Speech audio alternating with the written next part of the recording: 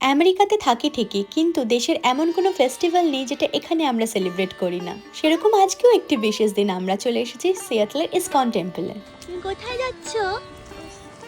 আচ্ছা, কি আজকে জন্মাষ্টমী। হ্যাঁ, এখানে জন্মাষ্টমী অনেক টেম্পলে সেলিব্রেট করা হয়, তার মধ্যে ইসকনটা খুব ফেমাস। আর সেটা তোমরা লাইন দেখেই বুঝতে পারছো। মোটামুটি সকাল থেকেই শুরু হয়ে যায় দর্শনার্থীদের ভিড়। আমরা এসেছি সন্ধ্যাবেলায়।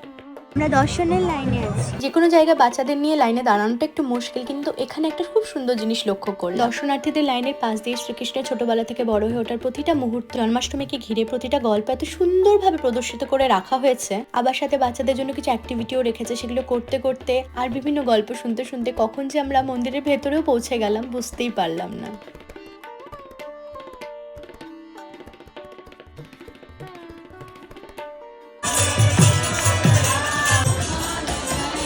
জন্মাষ্টমী মানেই তো শুধু পুজো নয়, এটা ভক্তি, আমাদের শিকড়, আমাদের ভালোবাসা। আমাদের নেক্সট জেনারেশনও যদি এগুলো দেখে বড় হয়, সেটাই আসল পাওয়া।